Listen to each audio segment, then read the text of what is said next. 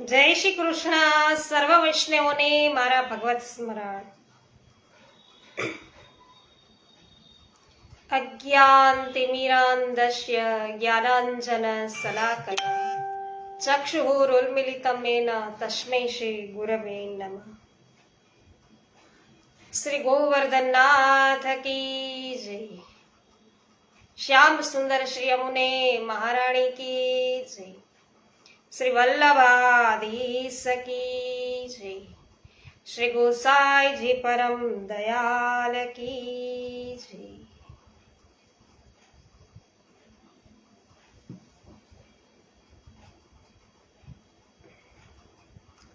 વિનોદભાઈ સર્વપ્રથમ ઉપસ્થિત થઈ ગયા છે. વિનોદભાઈ ગજ્જર, જય શ્રી કૃષ્ણ, સ્વાગત છે. રમેશભાઈ ચાંગાણી, જય શ્રી કૃષ્ણ. હંસાબેન પટેલ, જય શ્રી કૃષ્ણ, સ્વાગત છે. કૃષ્ણાબેન સુદાણી, જય શ્રી કૃષ્ણ, સ્વાગત છે. આનંદનો આવિષ્કાર અને વૈષ્ણવો આપણે જોયું શ્રી ગોકુલેશજીને ત્યાં ત્રણ બેટી જીવોનું પ્રાગટ્ય થયેલું છે. નીતાબેન પટેલ, સ્વાગત છે આપનું, જય શ્રી કૃષ્ણ. જે.આર. વડાલિયા, જય શ્રી કૃષ્ણ. મનીષાબેન અઘેરા, જય શ્રી કૃષ્ણ. કાંતાબેન કોઠડિયા, જય શ્રી કૃષ્ણ, સ્વાગત છે સર્વ વૈષ્ણવજનોનું આનંદના આવિષ્કારમાં. કૈલાસભાઈ, નારાયણભાઈ કિરાર, સ્વાગત છે આપનું. વૈષ્ણવો, એક વખત શ્રી ગુસાઈજીના નિકટના કૃપાપાત્ર સેવક ચાચા હરિવંશજીએ શ્રી ગોકુલેશજી માટે આ જ પ્રકારે વિનંતી કરી. ત્યારે શ્રી ગુસાઈજીએ પોતાના મનની વાત છે એ શ્રી હરિવંશજી પાસે દિલ ખોલીને કરી. ચાચાજી, हमको यही इच्छा है, एक बार हम श्री वल्लभ की गोद में खेलेंगे. એટલે કે શ્રી ગોકુલેશજીની ગોદની અંદર શ્રી ગુસાઈજી ખેલવા ઈચ્છે છે. તો ઉમરેઠમાં શ્રી વિષ્ણુદાસ જોશી નામે શ્રી ગ્રોડ બ્રાહ્મણ હતા એ, અને તેઓ શ્રી ગુસાઈજીના કૃપાપાત્ર સેવક હતા. તો શ્રી ગોડ ત્રીજા બ્રાહ્મણ એ પણ શ્રી ગુસાઈજીના કૃપાપાત્ર સેવક હતા, અને તેમને શ્રી ગુસાઈજીના દર્શન કરવાની ઘણી તાલાવેલી થઈ, પરંતુ તેઓ ગોકુળ જઈ શકે એવી અનુકૂળતા ન હતી. એટલે રાત દિવસ શ્રી ગુસાઈજીના દર્શનનો એને વિરહતાપ છે એમને બાળી રહ્યો હતો.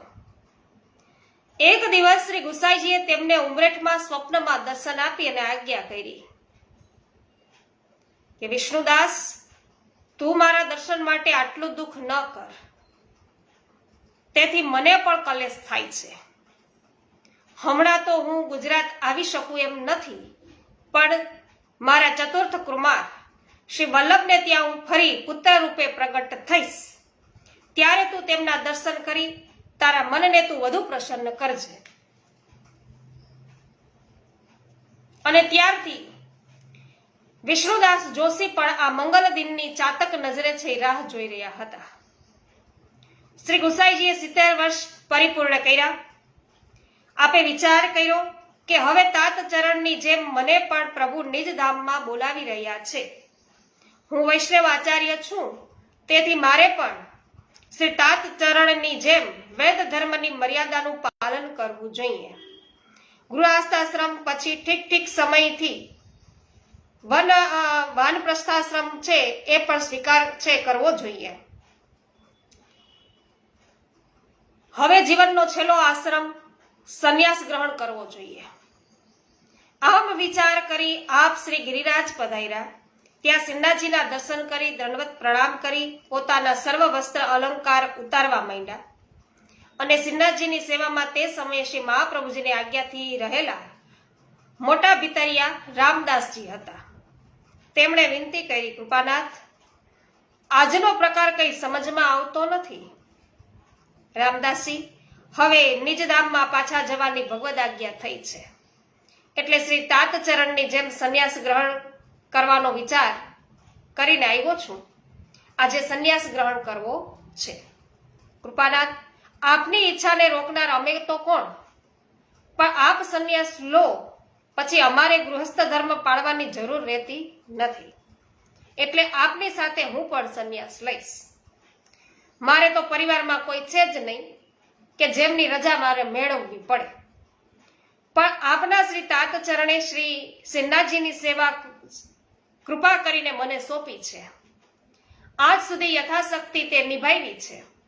હવે આપ સિન્હાજીની સેવા માટે અન્ય સેવકની પહેલા વ્યવસ્થા કરો અને પછી સંન્યાસ લો, કારણ કે હું સંન્યાસ લઈશ એટલે સેવા કરનાર સેવકની જરૂર પડશે. આપના પરોક્ષમાં મારાથી સેવા બનશે નહીં. શ્રી રામદાસજીના આવા પ્રેમભર્યા મર્મયુક્ત વચનો સાંભળી શ્રી ગુસાઈજીએ આજ્ઞા કરી, રામદાસજી, તમે તો અમારા તાત ચરણના કૃપાપાત્ર સેવક છો, માટે મારા માટે પણ તમે આદરણીય છો. તમારા પર શ્રીનાથજીની પૂર્ણ કૃપા છે.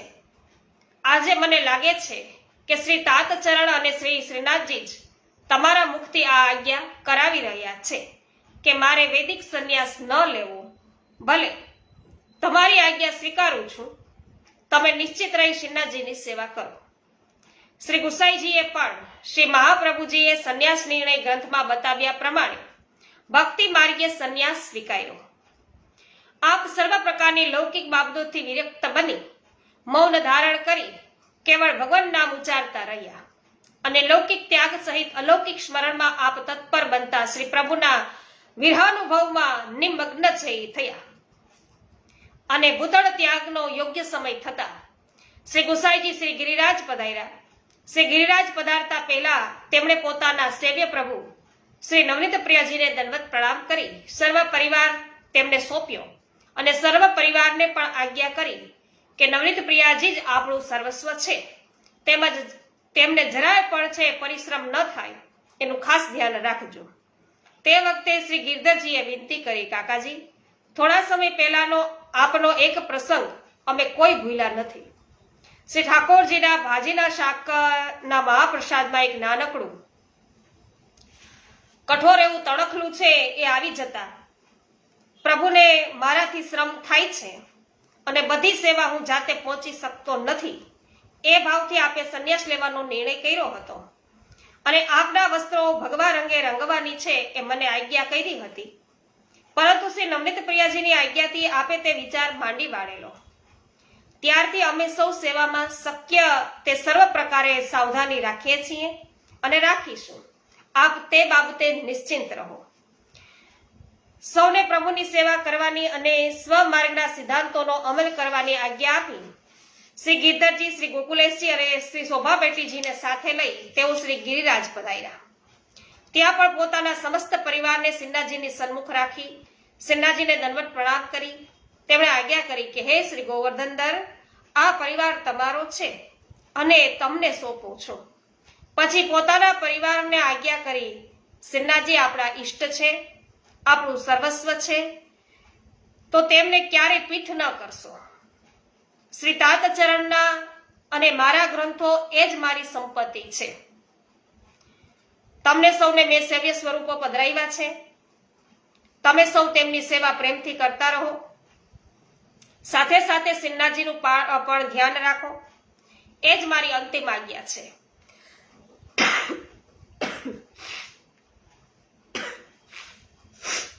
શ્રી મહાપ્રભુજીની મેળ મર્યાદાનું આગ્રહપૂર્વક પાલન કરજો.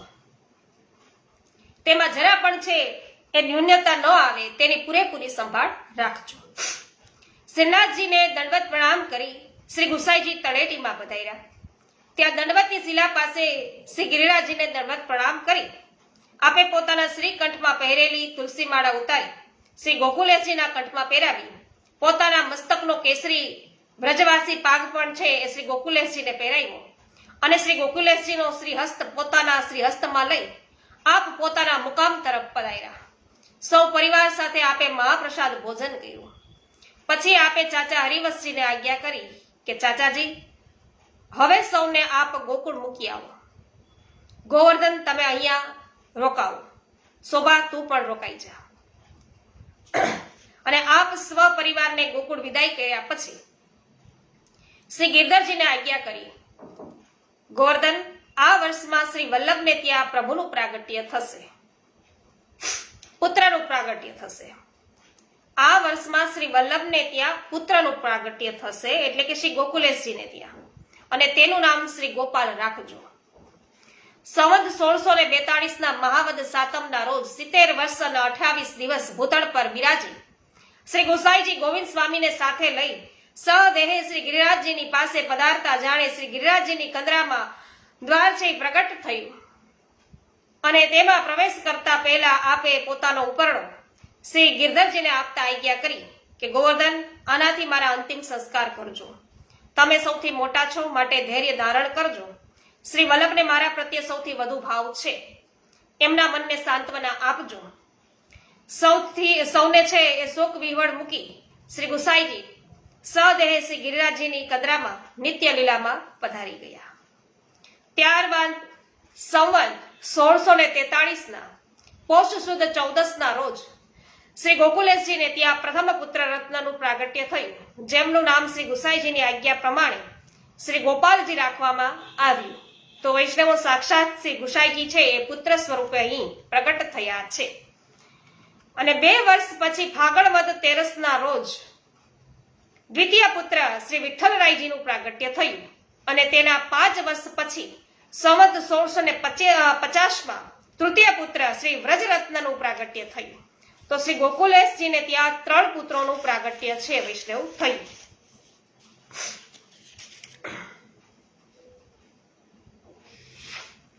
ભરતભાઈ દેપાણી,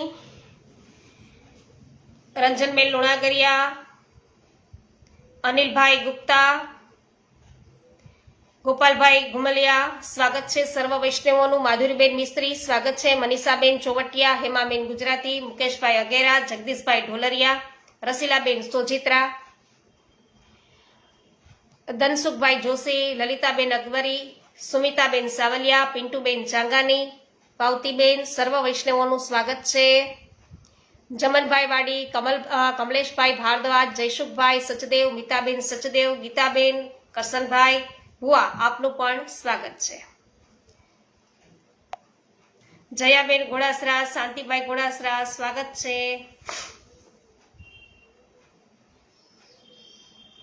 વિનોદભાઈ જય હો. મહા ઉદાર ચતુર ચિંતામણી, શીતલબેન સુતરિયા, સ્વાગત છે. શ્રી ગુસાઈજીના નિત્ય લીલા પ્રવેશ પછી પરિવારના વડા તરીકેની સર્વ જવાબદારી શ્રી ગિરધરજીના શિરે આવી. શ્રી ગિરધરજી બાલ્યકાળથી જ વૈરાગ્ય પ્રધાન સ્વભાવવાળા હતા, મિતભાષી હતા. અવારનવાર વ્રજના એકાંત સ્થાનમાં ભગવત ચિંતનમાં લીન બની અને બિરાજતા. તેથી લૌકિક વ્યવહારોમાં આવતી અનેક પ્રકારની આટીઘૂટીઓ ઉકેલવામાં તેઓ ઓછી કુશળતા દાખવતા. તેમની લૌકિક શક્તિ પણ ઓછી હતી. શ્રી વલ્લભનો વટવૃક્ષ જેવો પરિવાર હવે ફૂલ્યો ફાલ્યો હતો, અને સન્મનુષ્યાકૃતિ રૂપ ધારણ કર્યું હોવાથી લૌકિક જનવત લીલાઓ પણ પ્રગટ કરવી જરૂરી હતી. આથી શ્રી ગિરધરજીએ પોતાના બધા ભાઈઓને એક દિવસ બોલાવીને કહ્યું, કાકાજી, તમને સૌને મને સોંપતા ગયા છે.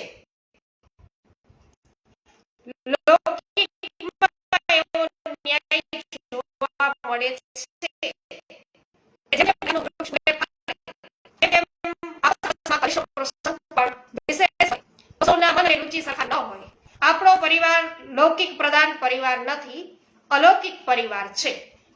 આપણું જીવન ભગવત સુખાર્થે માટે, ભગવત સેવા માટે છે. આથી સૌ લૌકિક કલેશના પ્રસંગો આપણા પરિવારમાં ઉદ્ભવે અને તેને લઈને આપણા સૌના મન છે કલુષિત બને તો પ્રભુની સેવામાં આપણા મનની તલ્લીનતા ઘટે. તો શ્રી ચાતચરણનો એક પ્રસંગ યાદ કરવા જેવો છે. એમના કૃપાપાત્ર સેવક શ્રી કૃષ્ણદાસ મેઘને પૂછેલું કે પ્રભુને સૌથી પ્રિય શું છે અને અપ્રિય શું છે? ત્યારે શ્રી તાતચરણે આજ્ઞા કરેલી કે પ્રભુને સૌથી વધુ પ્રિય એના ભક્તજનોનો સ્નેહ છે અને સૌથી વધુ અપ્રિય ભક્તોનો કલેશ છે. તો જે ઘરમાં લૌકિક કલેશ થાય તે ઘરમાં પ્રભુને બિરાજવાથી પ્રસન્નતા થતી નથી. એમ વારંવાર શ્રી કાકાજી આજ્ઞા કરતા હતા. માટે મને આવો વિચાર આવે છે કે આપણા સૌ ભાઈઓમાં પરસ્પર પારિવારિક જે સ્નેહ છે એ સંબંધ પારિવારિક સ્નેહ સંબંધ છે, ત્યારે જ આપણે સૌ આપણી અલૌકિક સંપત્તિ એવા આપણા સેવ્ય પ્રભુને પધરાવી અને અલગ અલગ સ્થાનોમાં નિવાસ કરવાનું ગોઠવીએ. વળી શ્રી કાકાજીએ તેમની ઉપસ્થિતિમાં જ આપણા સૌના માટે નિવાસની વ્યવસ્થા કરેલી છે. આપણે સૌને તેમની અલૌકિક સંપત્તિ રૂપ છે મહાપ્રભુજીના નિધિ સ્વરૂપો આપણા વાટામાં પધરાવી આવ્યા છે. આજે પણ આપણા વાટામાં આવેલા સ્વરૂપને આપણે શૃંગાર કરવાનો ક્રમ રાખ્યો છે. તો હવે આ રીતે આપણે સૌ અલગ થઈએ તે વધારે ઉચિત રહેશે. શ્રી ગિરધરજીની વાત સાંભળી સૌ બાળકો સ્તબ્ધ થઈ ગયા. શ્રી ગોકુલેશજીએ વાતાવરણમાં પ્રસરેલી ગંભીરતાને હળવી કરવા કહ્યું, દાદાભાઈ, હવે આપ અમારા માટે કાકાશ્રીના સ્થાને છો, તેથી આપની જે કંઈ આજ્ઞા હશે તે અમને સૌને શિરોધાર્ય જ રહેશે. પણ મારો હૃદયનો ભાવ હજી પણ એવો છે કે આપણે સૌ એક જ છત્ર નીચે રહીએ અને સાથે મળીને પ્રભુને લડાવીએ. સામાન્ય લૌકિક પરિવાર જેવા જ મન, સ્વભાવ અને રુચિવાળો આપણો પરિવાર હોય તો પછી તેમનામાં અને આપણામાં શો ફેર છે? આપણે શ્રી વલ્લભના બાળકો છીએ, શ્રી કાકાજીના સંસ્કારોથી પોસાયેલા છીએ, તો લૌકિક કલેશ આપણા ઘરમાં પગ પેસારો કરવાની હિંમત જ કેવી રીતે કરશે? વળી ભૂતળ પર દાદાભાઈ ગોવિંદરાયજી વિરાજતા નથી, ઘનશ્યામજી હજી નાના છે, તો એમના પરિવારનો પણ વિચાર તો કરવો પડશે ને. વલ્લભ, તમારો ભાવ હંમેશા પ્રશંસનીય હોય છે. તમારો પરિવાર પ્રેમ આનંદ આપનારો છે, પરંતુ વ્યવહારમાં હું શૂન્ય છું. એટલે મેં એવો નિર્ણય કર્યો છે કે આપણે અલગ થઈ જઈએ એ જ સારું છે. દાદાભાઈ, જો આપે આ નિર્ણય કરી જ લીધો હોય તો હવે મારે કંઈ કહેવાનું નથી. આપણે કરું છું. સાથે સાથે આપની પાસે એટલી આજ્ઞા માંગુ છું કે દાદાભાઈ શ્રી ગોવિંદરાયજીના બહુજી અને તેમના બાવા શ્રી કલ્યાણરાયજી મારી સાથે બિરાજશે. શ્રી ઘનશ્યામજી પણ પોતાની જવાબદારી સંભાળતા થાય ત્યાં સુધી તેઓ પણ મારી સાથે જ બિરાજશે. આપણે એમાં કોઈ વાંધો નથી ને? ભલે મને એમાં કોઈ વાંધો નથી. જેમને 2 કે 3 પરિવારમાં સાથે રહેવું હોય તેમને રોકનાર હું કોણ? તો મારી ઈચ્છા તો એટલી જ છે કે સમગ્ર પરિવારના વટવૃક્ષની જવાબદારી હવે મારાથી નભી શકે તેમ નથી. ભૈયા, જો આપને વાંધો ન હોય તો અમે પણ આપની સાથે જ રહીશું. શ્રી શોભા બેટીજી, શ્રી દેવકા બેટીજી અને આદિ બેટીજીઓએ શ્રી ગોકુલેશજીને વિનંતી કરી. બહેન, મને તો એમાં આનંદ છે અને હું તો સૌને વિનવું છું કે આપણે સાથે રહીએ. જો આપણા મન સાંકડા નહીં થાય તો ભૌતિક સગવડો અગવડો ક્યારેય છે સાંકડી બનવાની નથી. તો જેને મારી સાથે રહેવું હોય તે ખુશીથી રહે. શ્રી ગોકુલેશજીએ શ્રી ગિરધરજીને વિનંતી કરી, દાદાભાઈ, આપ સર્વના માટે અલગ નિવાસ સ્થાનોની વ્યવસ્થા થઈ છે. હજી મારા માટે આવી કોઈ વ્યવસ્થા થઈ નથી. જો આપ સૌ આજ્ઞા આપો તો હું હાલ પૂરતો અહીં શ્રી કાકાજીના બેઠકના ભાગમાં મારો મુકામ બનાવું. વલ્લભ, ખુશીથી તમે ત્યાં બિરાજો, એમાં અમને કોઈને કોઈ આપત્તિ નથી. શ્રી ગોકુલેશજીએ પોતાના સેવ્ય સ્વરૂપ શ્રી ગોકુલનાથજીને શ્રી ગુસાઈજીની બેઠકવાળા સ્થાનમાં પધરાવી અત્યંત સાંકડી જગ્યામાં પોતાના પરિવારના નિવાસની છે વ્યવસ્થા કરવાનો તત્કાળ પ્રારંભ કર્યો અને ત્યાં વહેંચણીમાં અલૌકિક નિધિ સ્વરૂપોની જ વહેંચણી થઈ હતી. શ્રી ગુસાઈજીએ શ્રી ઠાકોરજીની સેવા એટલા લાડકોટથી કરી હતી કે ભૌતિક સમૃદ્ધિ એકઠી થવાના બદલે મસ મોટું એવું દેવું હતું. તો આ સંજોગોમાં કેવળ શ્રી ઠાકોરજીને લઈ અને સૌ બાળકો અલગ થયા. શ્રી ગોકુલેશજીએ શ્રી ઠાકોરજીને પધરાવવા તત્કાળ સામગ્રી છે, સાધન સામગ્રી ક્યાંથી મેળવવી તેની મૂંઝવણ અનુભવી. આપે બહુજીને આજ્ઞા કરી કે તમારી એક કોરી સાડી છે એ પાથરી તેના ઉપર શ્રી પ્રભુને પધરાવો અને પોતાના શ્રી હસ્ત પર ધરેલી સોનાની વીંટી ઉતારી આપે એક સેવકને આજ્ઞા કરી કે જાઓ આ વીંટી વેચી તેમાંથી શ્રી ઠાકોરજીને આરોગવા લાયક કાચી સામગ્રી હમણાં જ ને હમણાં લઈ આવો. આમ શ્રી ગોકુલેશજીએ નવા નિવાસમાં પોતાના સેવ્ય સ્વરૂપ શ્રી ગોકુલનાથજીને પધરાવીને સેવાનો પ્રારંભ કર્યો. તો જોજો વૈષ્ણવો, શ્રી વલ્લભ છે એમના ગૃહે પણ કઈ પરિસ્થિતિની અંદર પણ તે પ્રભુની સેવા પહોંચે છે એ આપણને સમજાવી રહ્યા છે. તો કોઈ પણ નિષ્કિંચન હોય એ પ્રભુની અવશ્ય સેવા કરી જ શકે છે. એમાં કોઈ પણ પ્રકારની પ્રતિકૂળતા હોતી નથી. પ્રભુ છે એ આપણને અનુકૂળ થઈને જ આપણા ઘરે બિરાજે છે. તો જેવી તમારા ઘરની અંદર સગવડતા હોય એ પ્રમાણે પ્રભુ રહે છે. નાના એવા ગોખલાની અંદર પણ પ્રભુ બિરાજે છે. માત્ર મિશ્રી, બાજરીના દાણા અને ચણા આરોગીને પણ પ્રભુ છે એ તમારા ઘરમાં બિરાજે છે. પણ આપણે બિરાજાવા હોય તો મન છે એ સંપત્તિમાં ન રાખતા હંમેશા પ્રભુમાં રાખો. નિસાધનતાનો અર્થ એટલો જ છે કે આપણી પાસે જે સાધન સામગ્રી હોય તેનો મહત્તમ ઉપયોગ કરી અને પ્રભુનું સુખ વિચારવું. શ્રી ગુસાઈજી અને શ્રી મહાપ્રભુજી હંમેશા દેવું કરવાની વિરુદ્ધમાં હતા. છતાં પરિવારના માથે દેવું છે તે ચૂકવવાની મારી ફરજ છે. પહેલા તે દેવું છે એ ચૂકવાશે અને પછી જ આપણા ઘરમાં અન્ય વ્યવસ્થાઓનો વિચાર છે એ થશે. એટલે પ્રભુને પ્રેમથી રીઝવી શકાશે, ભોગથી નહીં. વૈભવ વિલાસ વચ્ચે પ્રભુની સેવા કરવી મુશ્કેલ હોય છે. એ તો સાધન સામગ્રીની અછતની સ્થિતિમાં જ છે એ પ્રેમથી થાય છે. પદ્મનાભ દાસજીના છોલા, વાહ ભાઈ વાહ. શ્રીનાથજી કેટલા પ્રેમથી આરોગ્ય હતા. ગદાધર દાસે ધરેલી જાળીનું જળ આરોગી શ્રી મદન મોહનજી કેટલી પ્રસન્નતામાં બિરાજ્યા હતા. અમા ક્ષત્રાણીની ઘી ચોપડિયા વિનાની લુખી રોટલીમાં પ્રભુને કેવો અદ્ભુત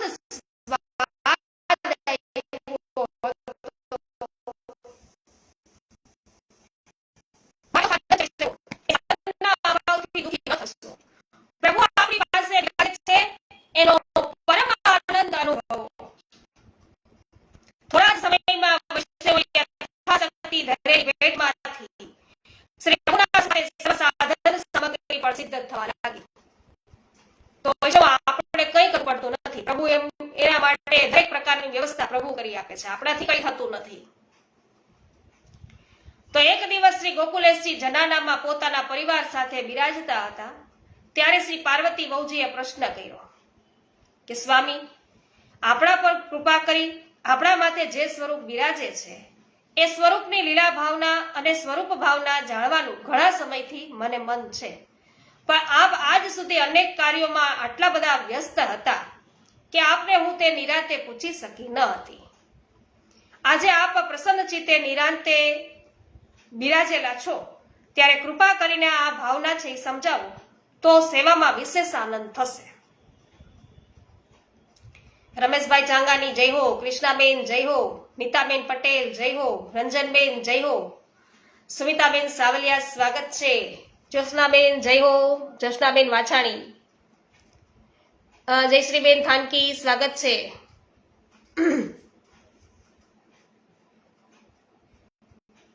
વાહ ભાઈ વાહ, તમારો ખૂબ ખૂબ આભાર. બધી મહાપ્રભુજીની કૃપા સમજવી. નીતાબેન, હા,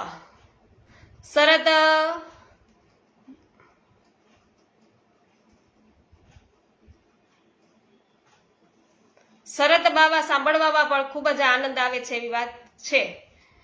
સરસ નીતાબેન, વલ્લભની વાણી છે એને તો કોઈ પહોંચી જ ન શકે ને. સોનલબેન સતાશિયા સ્વાગત છે. સાક્ષાત પ્રભુની વાણી. અને ગોપાલભાઈ વગાસિયા સ્વાગત છે. નાનજીભાઈ કનેરિયા સ્વાગત છે. રૂપાલીબેન ગોહેલ સ્વાગત છે. વાહ ભાઈ વાહ. કૃષ્ણાબેન, શ્રી વલ્લભ વિઠ્ઠલ ગિરધારી, શ્રી યમુનાજી કી બલિહારી જય હો. નૂતનબેન જાવિયા, વિઠ્ઠલભાઈ ગોંડલિયા સ્વાગત છે. મધુબેન, વિઠ્ઠલભાઈ ઉંદાજ સ્વાગત છે. વિઠ્ઠલભાઈ ઉંદાજ આપનું પણ સ્વાગત છે. જય હો વિનોદભાઈ, જય હો. જેઆર વડાલિયા, પરસોત્તમભાઈ ભાલોડિયા સ્વાગત છે. તો અહીંયા પાર્વતી વહુજીએ શું કરી છે એવી પ્રશ્ન શું કર્યો કે આપણા માથે જે સ્વરૂપ બિરાજે છે એ સ્વરૂપને લીલા ભાવના અને સ્વરૂપ ભાવના જાણવી છે. બરાબર? તો એ બાને આપણે પણ જાણીશું વૈષ્ણવ. ચાલો. હેમાબેન જય હો. વહુજી તમને ધન્ય છે. તમે અમારા સાચા અર્ધાંગીની છો. તમે આપણા પ્રભુને ખૂબ લાડ લડાવો છો, પણ સાથે સાથે લીલા ભાવના અને સ્વરૂપ ભાવના જાણવાની તમને સ્ફૂર્ણા થઈ, એથી મને વિશેષ આનંદ થયો છે. આપણા માથે બિરાજતા આપણા સ્વામી શ્રીનાથજી આપણા શ્રી તાતચરણના શ્વસુર શ્રી વેણુ ભટ્ટજી ને ત્યાં છે કાશીમાં પંચાયતન પૂજામાં હતા, અને જ્યારે શ્રી તાતચરણનું લગ્ન વેણુ ભટ્ટજીના પુત્રી શ્રી મહાલક્ષ્મીજી સાથે થયું, ત્યારે એ પરમ વિદ્વાન અને પવિત્ર છતાં નિષ્કિંચન બ્રાહ્મણ પાસે પોતાના જમાઈને પહેરાવણીમાં આપવા માટે કોઈ ભૌતિક સંપત્તિ ન હતી.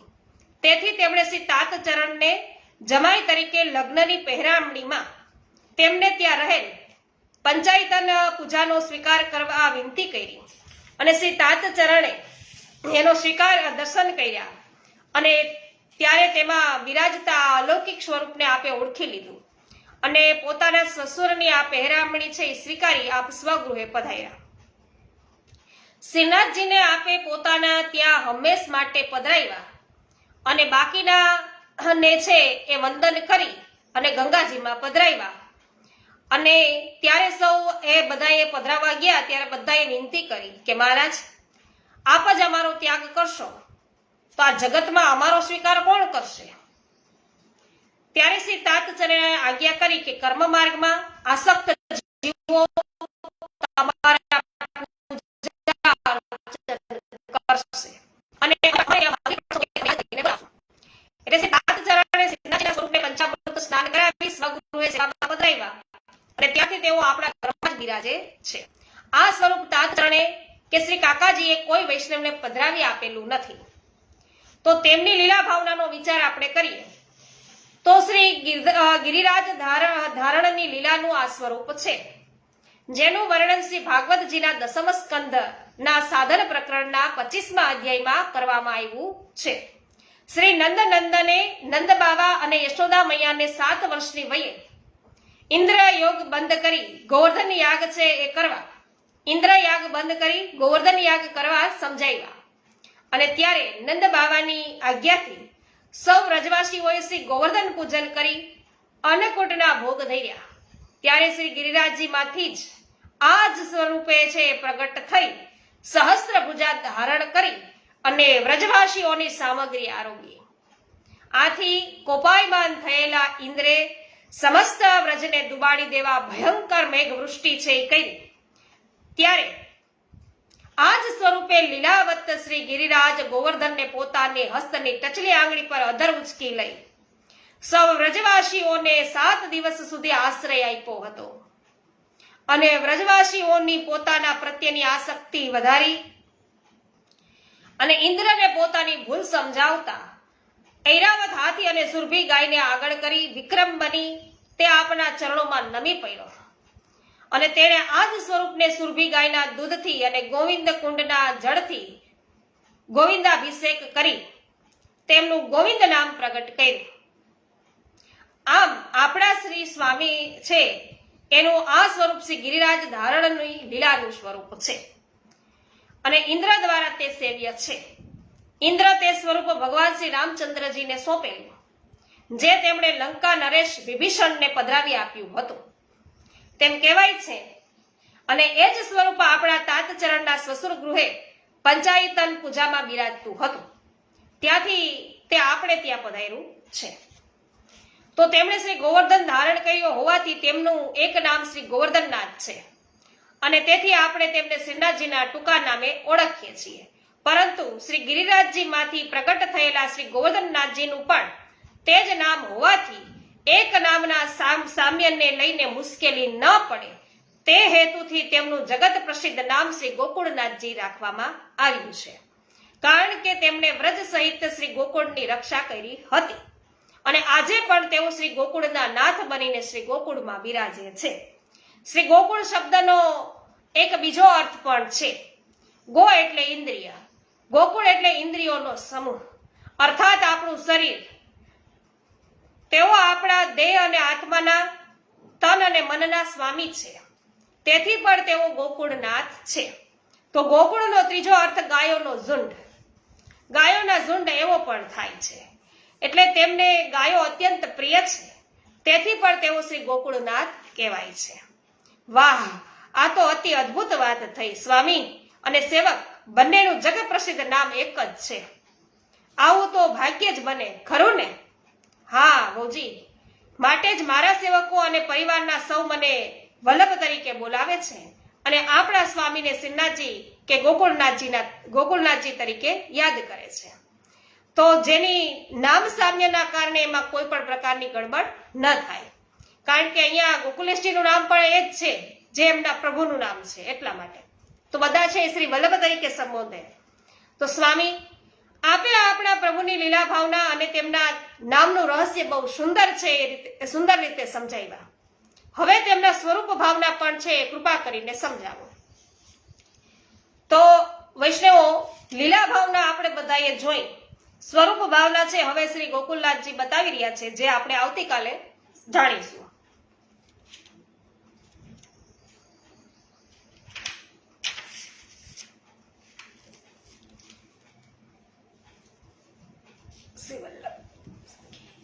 પાવતીબેન જય હો.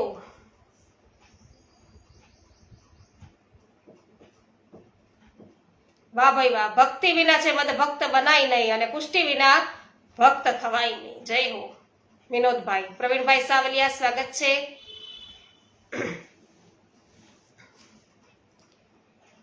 શ્રી ગોવર્ધનનાથ કી જય, ગિરિરાજ ધરણ કી જય, હોલી કે રસિયા કી જય, શ્યામ સુંદર શ્રી અમુને મહારાણી કી જય, શ્રી વલ્લભાધીશ કી જય, શ્રી ગોસાઈજી પરમ દયાલ કી જય, શ્રી ગોકુલેશ્વરાય કી જય.